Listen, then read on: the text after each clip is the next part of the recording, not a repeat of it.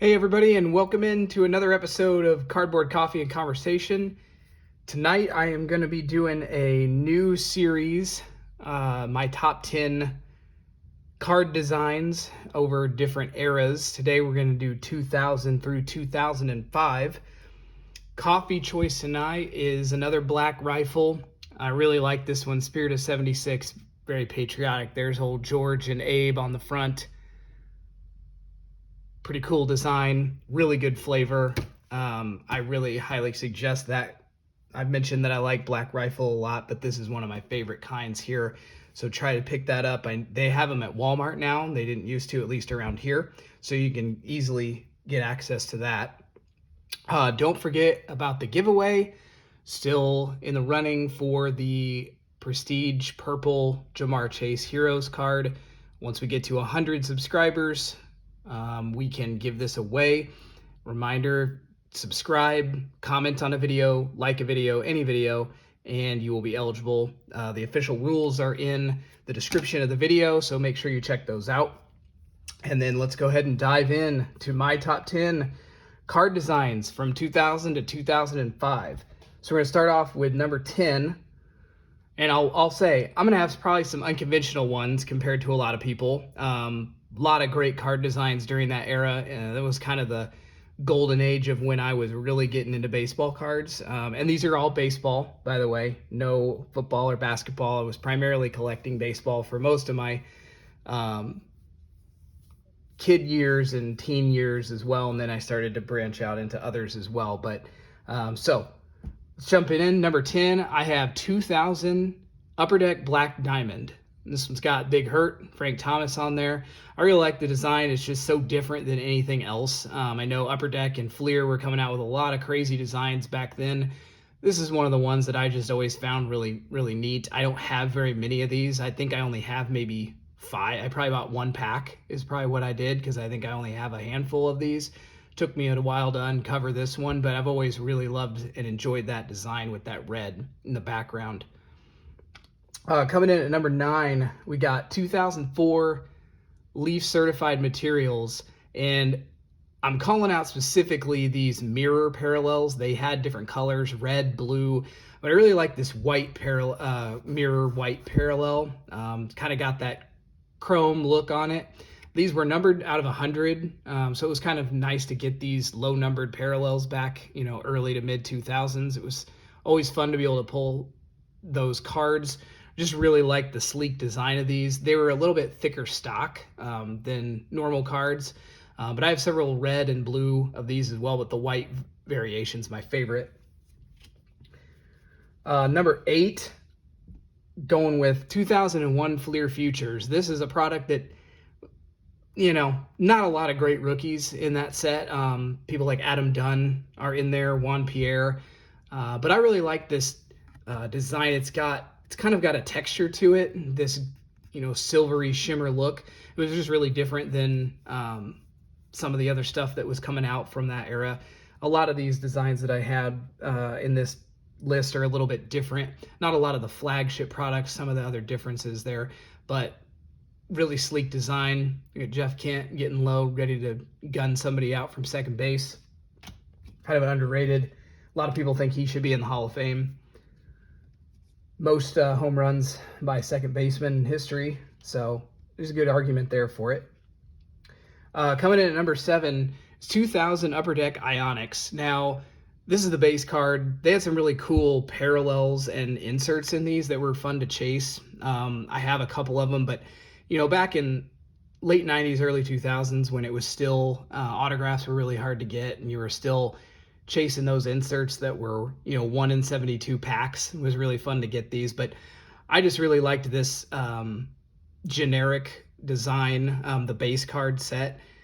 It's just really sleek. The only thing I don't love about it is at the bottom it's got the multiple pictures, but pretty much the top half here, I just really like the look of it. It was different. It was kind of like that futuristic computer type look to it. And of course, this card is one of my favorites just because Vladimir Guerrero was, probably in my top 5 all-time favorite players. Number 6, another one of my top favorite players growing up was Andrew Jones. This is the 2002 Topps Finest. Really like this design. The team colors here in the background make this card look cool too. Topps Finest, obviously, there's a lot of great years. Finest has always been one of my favorite products, but this one in particular, always really loved this card in general, just because I like Andrew Jones. But big fan of that year's design of Finest. And then one you don't see very often that I'm putting in my top 10 is 2004 FLIR Showcase.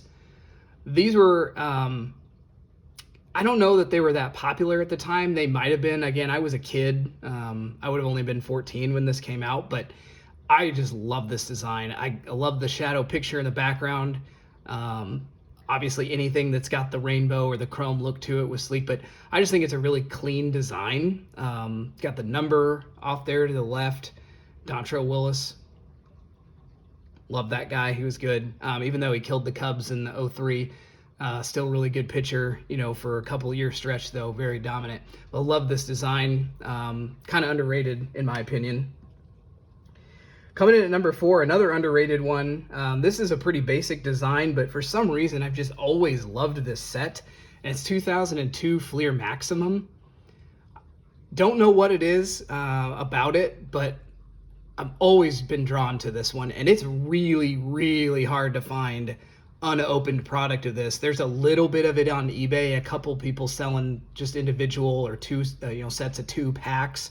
I saw one blaster box on there, but I haven't been able to see much out there. A lot of the online dealers that sell older product, it's hard to find them. A lot of them are trying to buy them, but if I ever find it, I'm going to buy a box and, I'll break it on the channel just for fun, for a throwback. But I just love this design.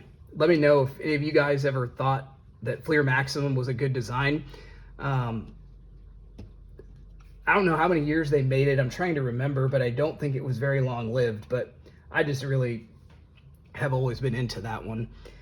Now we're into the top 3.